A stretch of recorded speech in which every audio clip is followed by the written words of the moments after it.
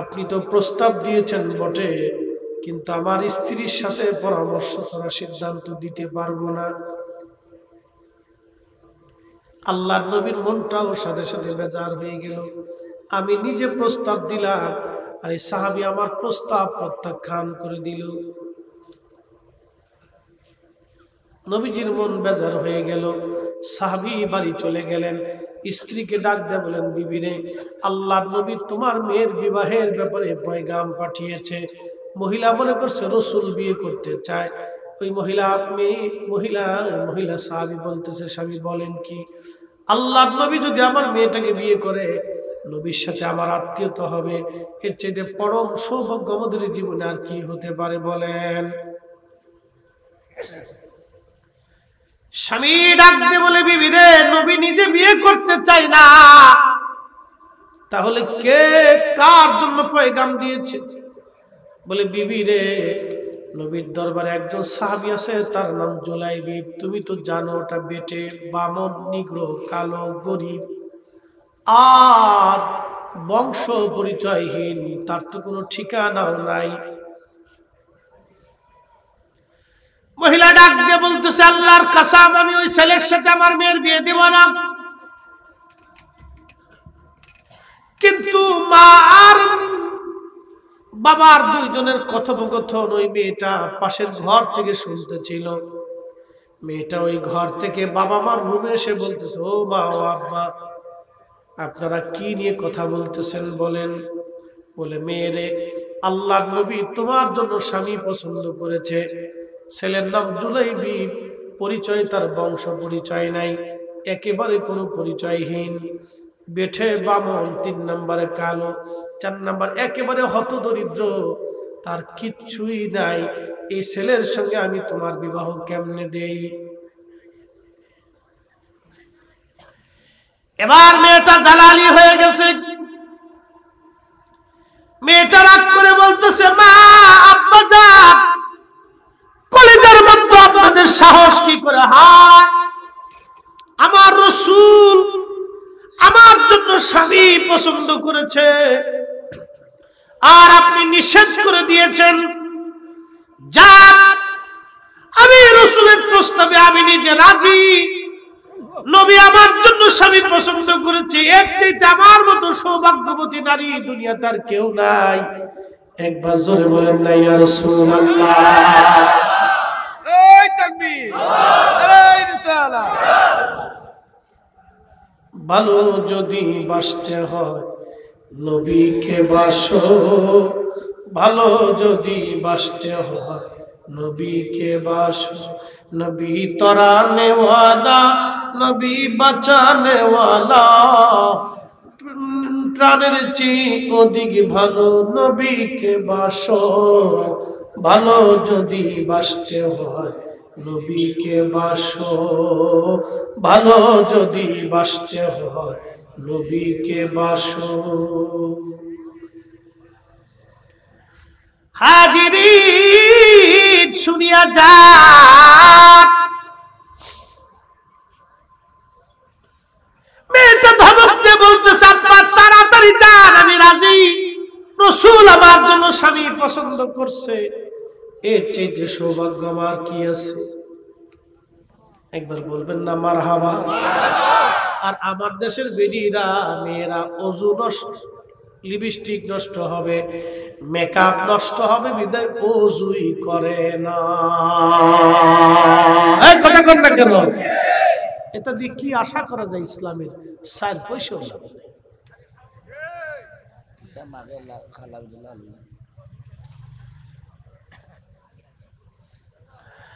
মেয়েটা ধমক দিয়েছে, আব্বাকে যার তাড়াতাড়ি। সাহাবী দৌড়ে আসছে, ইয়া রাসূলুল্লাহ, আপনার প্রস্তাবে আমার মেয়ে নিজে রাজি, জোর আপনি বিবাহের ব্যবস্থা করেন। নবীজি জুলাইবিবকে ডাক দিয়ে বলেন, নবী খুশি হয়ে গেলেন, জুলাইবিব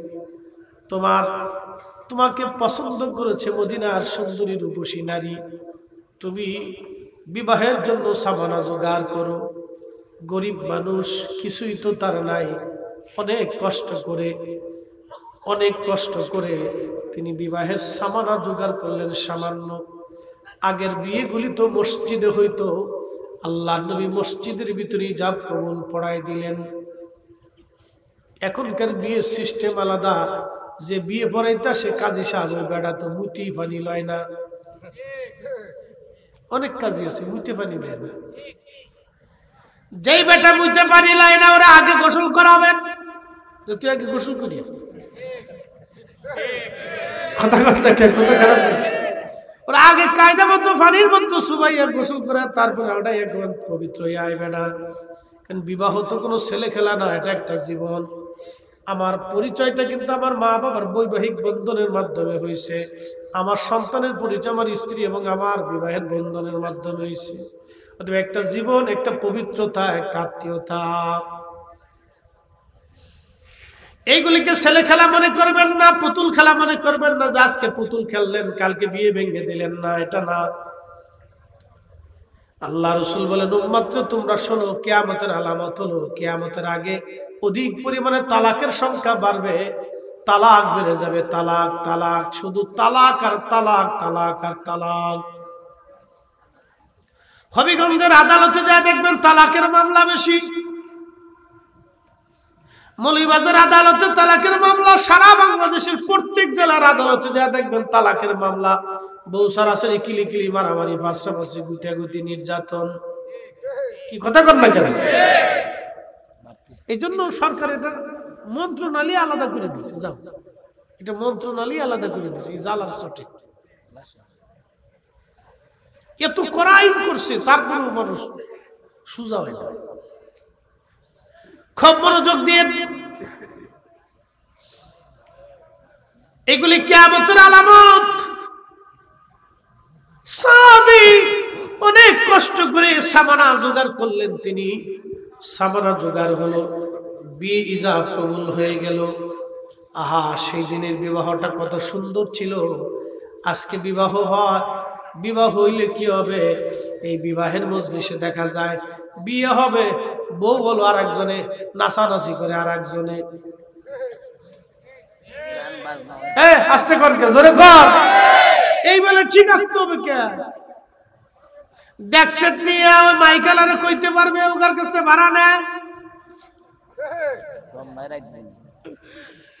মাইক ম্যানটা কইতে পারবে, রাসেল ভাই কইতে পারবো কি পরিমাণে ভাড়া নেয়।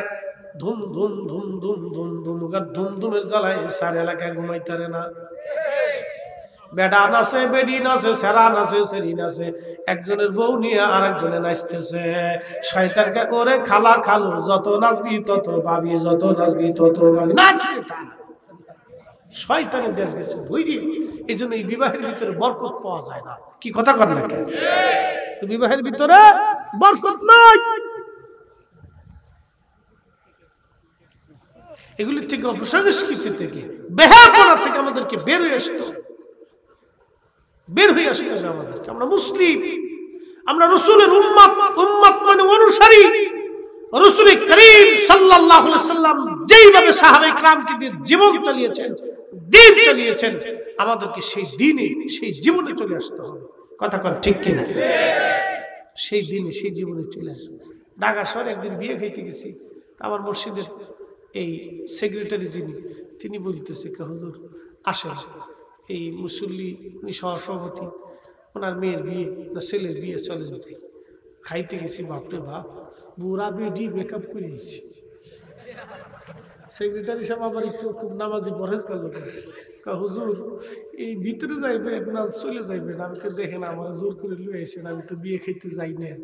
কারণ এখানে গেলেই সব লেডা লেডি, সোনা সুনি, টুনা টুনি, শত সব অশান্তি বিশৃঙ্খলা, এই সব বুড়া বেডি দেখেন কেমনে। হুজুর আর বেডির মাই আছে, যে মায়ের মার বাবা, মায়ের মা এখন বুড়া কালে শাসন দিছে কি, বাপরে বাপ, সোনা দানা গহনা জিরে ছিল একবারে হাওলাত চাওলাত করে একটার লোক আর একটা মাই দিয়ে চলে গেছে। বাপ কি রে বাপ, শয়তানে হাসে, ওরে নানি।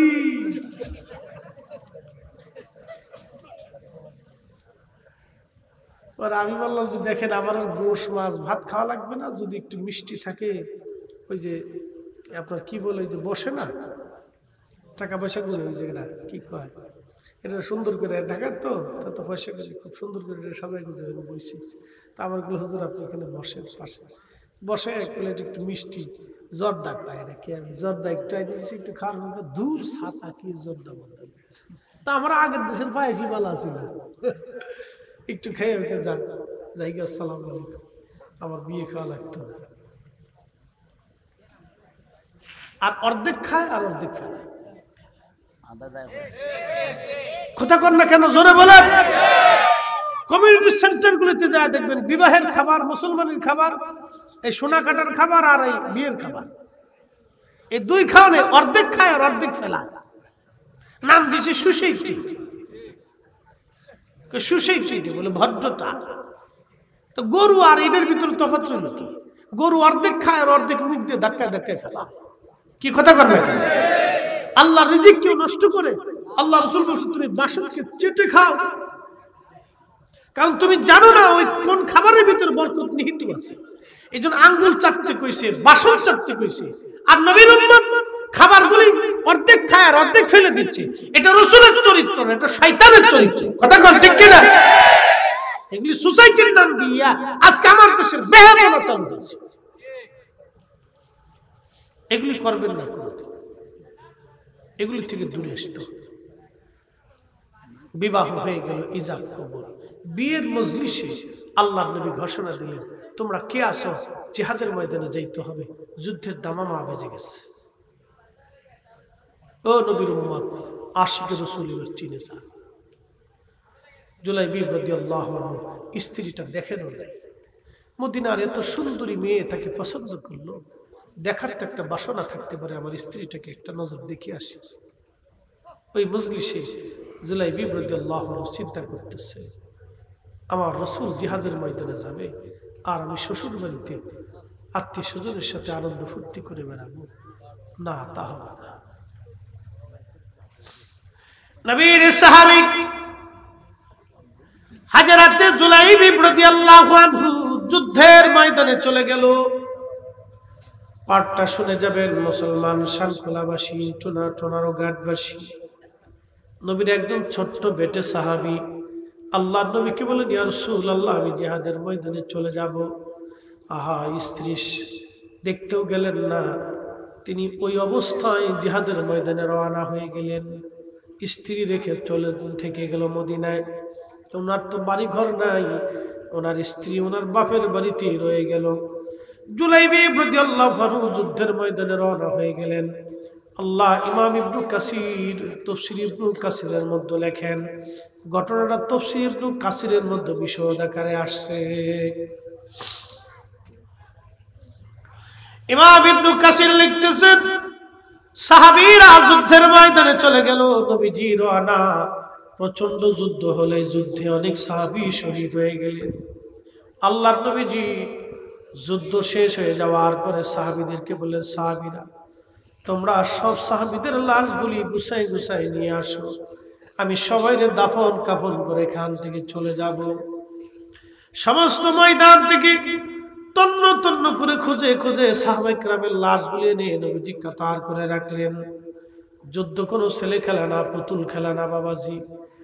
ইসলামের জন্য যারা জীবন দিয়েছিল, আল্লাহু আকবার, তাদের এই কঠিন আত্মত্যাগ, সেই দিন তাদেরকে রাদিয়াল্লাহু আনহু ওয়া রাদু আন আল্লাহ বানাই দিয়েছিলেন। এমনিতেই না, আল্লাহ এমনিতেই বলেন না আমিনু ঈমান আনু কামা আমানান নাস, আমার নবী সাহাবীরা যেইভাবে ঈমান আনছে তোমরা সেইভাবে ঈমান আনো।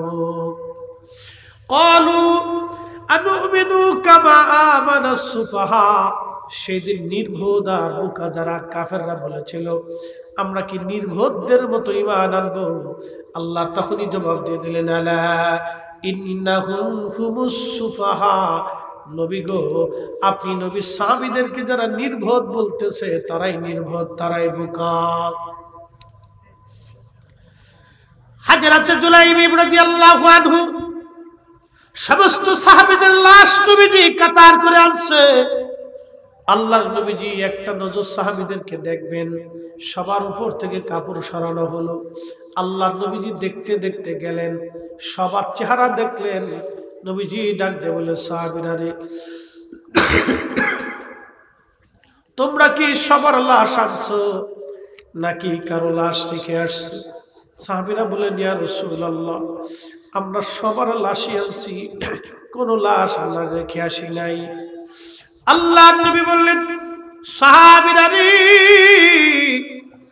তোমরা তো সবার লাশ আনছো, কিন্তু বলো আমার জুলাইবিবের লাশ কোথায় আছে? বলো আমার জুলাইবিব নাই কেন গো? সাহাবীরা, আমার জুলাইবিবের লাশ কোথায়? সাহাবীরা বলল, হুজুর, ময়দান তন্ন তন্ন করে তালাশ করছি, কোথাও জুলাইবিবের লাশ পাই নেই নবী গো।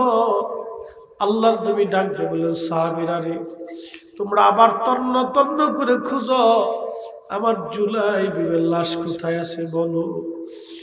আমার জুলাইবিব বিয়ের মজলিস থেকে মদিনার সুন্দরী নারী, সুন্দর বড় উচ্চ ফ্যামিলির সাথে আমি তার আত্মীয়তা করে দিয়েছি। আমার জুলাইবিব স্ত্রীও দেখতে যাই নাই। আমার জুলাইবিব দুনিয়ার আনন্দ সুখ সব কিছু পরিত্যাগ করে আমার সঙ্গে জিহাদের ময়দানে এসে শহীদ হয়ে গেছে। সাহাবীরা, আমার জুলাইবিবের লাশ খুঁজো, দেখো আমার জুলাইবিব কোন জায়গায় শহীদ হয়ে শুয়ে রয়েছে। সাহাবীরা তন্ন তন্ন করে তালাশ করে দেখে 7টা কাফেরের লাশ একটা স্তূপ হয়ে পড়ে আছে। 7টা কাফেরের লাশ সরায় দেখতেছে, ওই 7টা কাফেরের লাশের নিচে জুলাইবিব শহীদ হয়ে রয়েছে। সাহাবীরা বলল, হুজুর, আপনার জুলাইবিব 7 জন কাফেরকে জাহান্নামে পাঠাইয়া ওই 7টা লাশের নিচেই পড়েছিল, আমরা দেখি নাই। নবী গো, আমরা জুলাইবিবকে নিয়ে আসছি। বেঠে বামন জুলাইবিব রাদিয়াল্লাহু আনহুকে, হযরত জুলাইবিব রাদিয়াল্লাহু আনহুকে নবীজি হাতে করে, সাহাবীরা কাঁধে করে নিয়ে নবীজির সামনে যখন রাখলেন, নবীজির চক্ষু মোবারক দিয়ে পানি পড়তেছে, দাড়ি মোবারক ভিজে যাচ্ছিল, আর বলতেছিল, সাহাবীরা রে, আমার জুলাইবিব দুনিয়ার সব সুখ আর মোহকে ছাড়িয়া দিয়া আমি রাসূলের মুহাব্বতে যুদ্ধের ময়দানে আজকে জীবন দিয়ে দিছে। সাহাবীরা, সবার লাশ তোমরা নিজেরা কাফন দাফন করবা, আমি নবী নিজে কাঁধে করে আমার জুলাইবিবরে আমি কবরে নামাইব। আমি আমার জুলাইবিবরে আমি নবী নিজে কাঁধে করে নিয়ে কবরে নামাইব। তোমরা সব লাশ কবরে নামাইবা, আমার জুলাইবিবের লাশ আমি নবী নিজে নামাবো। একসাথে জোরে বলা যাবে কি, ইয়া রাসূলুল্লাহ, হে রাসূল।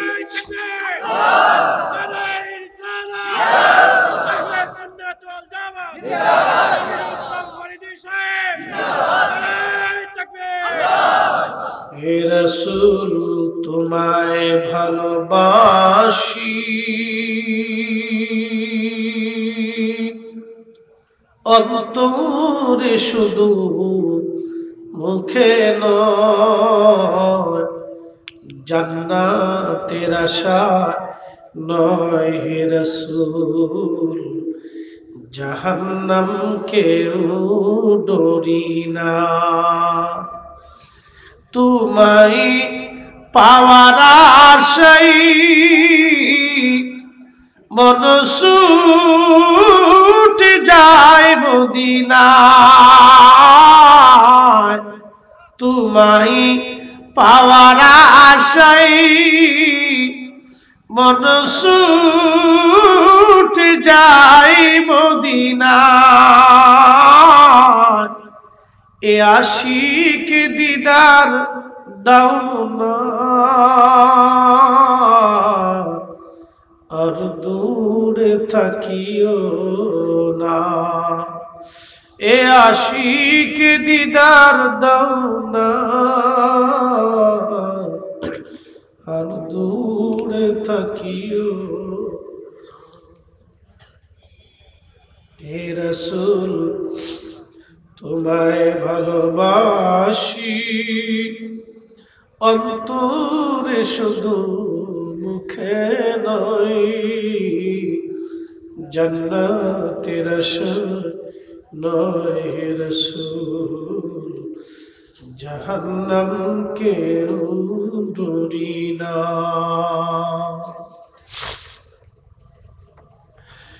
চুনারুঘাটবাসী শুনিয়া যান, সবার লাশ সাহাবীরা দাফন কাফন করার পরে ইমাম ইবনে কাসির তাফসীর ইবনে কাসিরের মধ্যে লেখেন, ছোট্ট জুলাইবিবের খাটিয়াটা নবীজি হাতে ধরলেন। আহা, আল্লাহর নবী হাতে ধরে ধরে নিয়ে নিয়ে কবরের পাশে গেলেন। আল্লাহর নবী নিজে হাত দিয়ে জুলাইবিবকে কবরে রাখলেন। আপনি একটু বুঝেন তো, উম্মতের কবরে রাসূল, উম্মতের কবরে রাসূল, এইরকম নসিব কয়জনের আছে রে? উম্মতের কবরে রাসূল হাবিবুল্লাহ মাকামে মাহমুদ ওয়ালা সাহিব জান্নাত হাউজে কাউসার ওয়ালা সাহাবী জুলাইবিবের কবরে নবী নিজে নেবে কবরে আদর করে তাকে ঘুম পাড়াইল। এরকম নসিব যদি আমাদের হয়, আমাদের বুলন্দ নসিব। জানি না আমাদের কবরে কঠিন গহীন একাকী, ওই কঠিন কঠিন কঠিন অগণিত অসংখ্য অসীম জীবনের জন্যে আহা, রাসূল যদি আমাদের কবরে, হাবিবুল্লাহ পেয়ারা নবীজি যদি কবরে আমাদের আসে, আমাদের বুলন্দ নসিব, এর চাইতে বুলন্দ নসিব আর কারো হতে পারে না। এ শব্দ গম্বদ ওয়ালি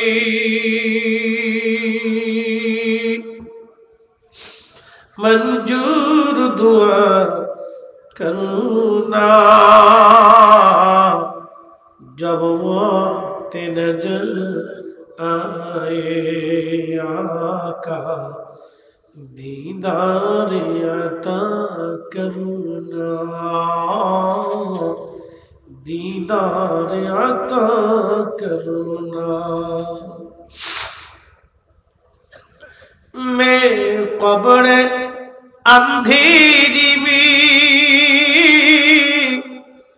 घबराऊंगा जब तन्हा में कब्र अंधेरी में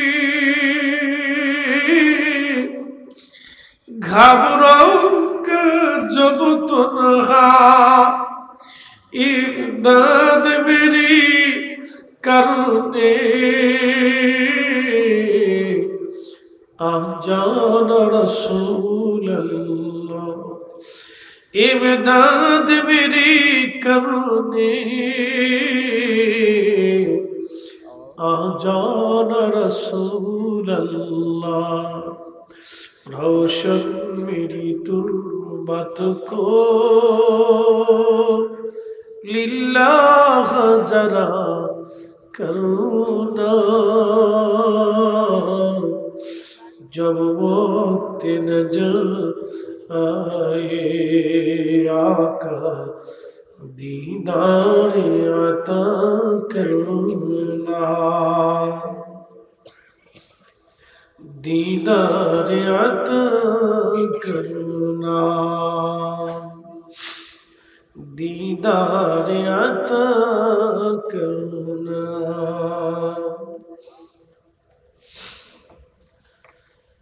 नबीजी जुलाइबिबके কবরস্থ করিয়া নবীজি চলে আসলেন মদিনায়। আহারে, বুঝেই যায় আল্লাহর নবী মদিনায় ফিরে আসার পর মসজিদে নববীতে নবীজি হাত বাড়াইয়া কেঁদে ফেললেন। আল্লাহকে ডাক দিয়ে বলেন, মালিক, আমার কথায় আমি নবীর ভালোবাসায় যে মেয়েটা একটা বংশ পরিচয়হীন আমার আশিক জুলাইবিবকে মোহাব্বত করে বিয়ে করলো আল্লাহ। আমি নবীর কথাই শুধু সে বিয়ে করেছে, আমার জুলাইবিব আজ শহীদ হয়ে তোমার কাছে চলে গেছে। মানে মেয়েটা আজ বিধবা হয়ে গেছে। আমি নবী তোমার দরবারে দরখাস্ত করি, তার জীবনটাকে তুমি মধুময় করিয়া দাও, বরকতময় করিয়া দাও, তার জীবনটাকে তুমি সুন্দর বানাইয়া দাও। এই দোয়া নবীজি করার পরে সারা মদিনার ভিতরে এত পরিমাণে ওই মেয়ের বিবাহের প্রস্তাব আসলো। মদিনার ধনী ধনী ব্যক্তির এসে বলে, ইয়া রাসূলুল্লাহ, যেই মেয়েটার বরকতের জন্য নবী নিজে দোয়া করে, এই মেয়ের মতো ভাগ্যবতী মেয়ে আর মদিনায় নাই। এই মেয়েটা বড় ভাগ্যবতী, দুনিয়াও ভাগ্যবতী, আখিরাতেও ভাগ্যবতী। হুজুর, ওই আপনি যদি রাজি হন গো নবীজি, ইয়া রাসূলুল্লাহ, ইয়া হাবিবাল্লাহ, আপনি রাজি হইলে আমাদের ছেলের সঙ্গে এই মেয়েটার বিবাহের পয়গাম দিচ্ছি। নবী যদি কবুল করেন আমরা রাজি আছি। কয়েক হাজার প্রস্তাব আসলো, একসাথে বলা যাবে না আল্লাহু আকবার। ওই মেয়ের মতো সম্মানিত মেয়ে মদিনাতে আর কেউ ছিল না। আল্লাহ এই জন্য রসুলকে যারা ভালোবাসে, দুনিয়াও তাদের দাম, কবরেও তাদের দাম, হাসরেও তাদের দাম। নবী ভালোবাসার পক্ষে থাকতেই হবে। সুন্নিরা নবী ভালোবাসি, এই জন্য রসুলের কথা শুনলে কলিজা শান্তি লাগে। কথা কোন ঠিক কিনা? আমাদের মজা লাগে, স্বাদ লাগে, আমাদের লজ্জা আসে, কলিজা ঠান্ডা হয়, আমাদের ঈমান বেড়ে যায়। রসুলের কথা শুনলে আমাদের শান্তি লাগে, মজা লাগে। যে যারে ভালোবাসে, যে যারে ভালোবাসি, তার কথা শুনলেও মজা লাগে, মজা লাগে, মজা লাগে। এই জন্য কবি বলছেন, অমূল্য অতুল্য এই প্রেম কয়জনে জানে, অমূল্য অতুল্য এই প্রেম কয়জনে বুঝে। ওরে ধনী মানি পাই না যারে, ওরে ধনী মানি পাই না যারে, পায়া সে কানে, অমূল্য অতুল্য এই প্রেম কয়জনে বুঝে, অমূল্য অতুল্য এই প্রেম কয়জনে জানে। আল্লাহুম্মা সাল্লি আলা, জবান খুলে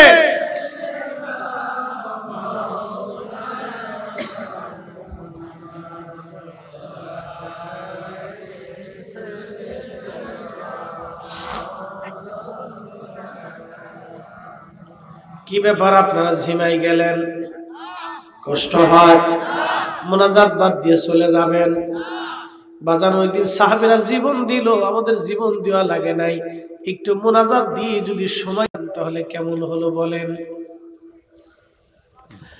আমি জানি কালকে রাত জেগেছেন, আজকেও জাগবেন। মানুষের জীবনের সময় কতটুকু, সামান্য সময় নিয়ে পৃথিবীতে আসছি। আল্লাহর নবী বললেন, একজন মুসাফির রাস্তা দিয়ে হেঁটে যাওয়ার সময় সামান্য গাছের নিচে একটু বিশ্রাম করে, ওই বিশ্রামের সময় যতটুকু দুনিয়ার মানুষের জিন্দেগি ততটুকু। এই সামান্য সময়ে আবাদুন আবাদা, চিরদিনের আখিরাতের জন্য আপনাকে সম্বল নিয়ে যেতে হবে। বলেন তো মুখে হাত দিয়ে, আখিরাতের জন্য কি এমন নামাজ জোগাড় করছেন, কেমন তাহাজ্জুদ জোগাড় করেছেন, কেমন ইবাদত জোগাড় করেছেন? কিছুই করতে পারেন নাই। আল্লাহর কসম করে বলি, রসুল প্রেমের চোখের পানি বৃথা যায় না। আল্লাহর নবীর মহব্বতের চোখের পানি মাসির মাথার পরিমাণ, অথবা তার অর্ধেক পানি যদি চোখের কোণা দিয়ে বেয়ে পড়ার আগে আল্লাহ পাক ওই বান্দার জন্য জাহান্নামের আগুন আল্লাহ হারাম করে দেয়। একবার চিৎকার করে জোরে বলেন আল্লাহু আকবার। জীবনে নামাজ কবুল হয়েছে কোনো গ্যারান্টি নাই, কিন্তু নবীজির প্রেমের চোখের পানি কবুল হয়, এটা কখনো মিস হয় না, এটা কখনো কবুল ছাড়া থাকে না বাবাজি। এই চোখের পানিটা যখন আসে, আব্বারে বাজান রে বন্ধুরে ভাইরে বলে দিয়ে যাই, এই চোখের পানিটা মানুষ দেখানোর জন্য আসে না, এই হৃদয় থেকে ভালোবাসার জন্য আসে। কি কথা বলেন ঠিক কিনা? এটা মানুষ দেখানোর জন্য আসে না, এটা হৃদয় থেকে আসে। এই জন্য দোয়া করে যাবেন। লম্বা কথা বাড়াবো না, আল্লাহর নবী সাহাবীর জীবনী আপনাদেরকে শোনাইলাম। কিছু সময় আসেন আমরা একটু জিকির করবো একসঙ্গে আওয়াজ তুলে। আমরা ধীরে ধীরে মাহে রমজানের জন্য প্রস্তুতি নিই। একটা হাদিস বলি, তারপরে কিয়ামের দিকে যাব, একটু মনোযোগ দিবেন। নবীজি পবিত্র মিম্বার শরীফে কদম মোবারক রাখলেন। কদম মোবারক রাখার পরে নবীজি বলেন আমিন।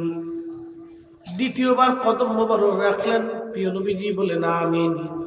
তৃতীয়বার কদম মোবারক রাখার পরে নবীজি বললেন আমিন। সাহাবীরা বলেন ইয়া রাসূলুল্লাহ, তিনবার আমিন বললেন, কারণ কি, হেতু কি? নবীজি জবাব দিলেন, সাহাবীরা রে, প্রথমবার যখন আমিন বললাম, জিবরাইল আমিন এসে বলল ইয়া রাসূলুল্লাহ, আপনার পবিত্র নাম শুনলো কিন্তু দুরূদ শরীফ পড়ল না, সে ধ্বংস হয়ে যাক, তার আখিরাত বরবাদ হয়ে যাক। আল্লাহর নবী কবুল করে বলেন আমিন। প্রিয় নবীজির নাম শোনার পরে দুরূদ শরীফ যারা পড়বে না তার আখিরাত বরবাদ হয়ে যাবে। এই জন্য দুরূদ শরীফকে যারা ছোট এবং খাটো করে দেখে, দুরূদ শরীফকে যারা বন্ধ করে দিতে চায় বেদাতের ফতোয়া দিয়া, এরা হলো 7 শয়তানের দালাল। কথা বলেন ঠিক কিনা? 2 নাম্বার নবীজি বললেন সাহাবীরা রে, মাহে রমজান পাইল কিন্তু মাহে রমজানে নিজের জীবনের গুনাহ মাফ করে নিতে পারল না, সে ধ্বংস হয়ে যান। মাহে রমজান আসতেছে, প্রস্তুতি নিবেন। আল্লাহ, অনেকে বলবে হুজুর রুটি রুজি যদি না করি বাচ্চা কাচ্চা কেমনে চলবে?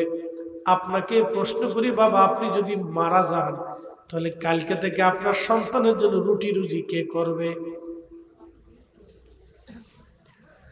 এ বন্ধু, আপনাকে বলছি আজকে আপনি যদি মারা যান তো কালকে আপনার ছেলে মেয়ের জন্য বাজার সদাই কে করবে? কে তাদের জন্য রিজিক পাঠাবে? আপনার একটা জবাব, আল্লাহ পাঠাবে। আপনি না থাকলে যদি আল্লাহ পাঠায় তাহলে আপনি থাকলেও আল্লাহ পাঠাবে। কি কথা কর না কেন? ঠিক আছে। সেই জন্য রোজা ছাড়া যাবে, রোজা ছাড়া যাবে, মাহে রমজানে নামাজ কাজা করা যাবে, গীবত তোহমত করা যাবে।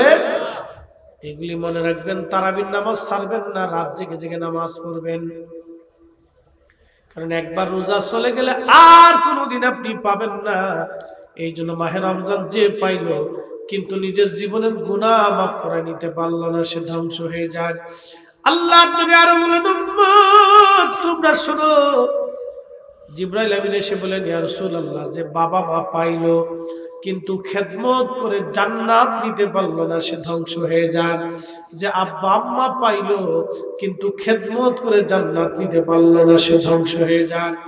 এই জন্য বাড়ি ঘরে যাদের বাবা মা আছে আপনারা শুনে নেন, আব্বা আম্মার খেদমত করবেন।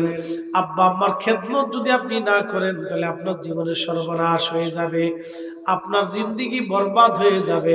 মক্কার ইমাম হলেও নাজাতের কোনো রাস্তা নাই, মদিনার ইমাম হলেও পার পাওয়ার রাস্তা নাই, বাইতুল আকসার ইমাম হলেও ক্ষমার কোনো রাস্তা নাই। এই জন্য আব্বা আম্মার খেদমত করে যেন জান্নাত নিয়ে যেতে পারেন। আল্লাহ তৌফিক দিক, সকলে জোরে বলেন আমিন। এসেছেন যত নবী সকলের ইমাম, সালাম নবী তোমায় হাজারো সালাম। ইয়া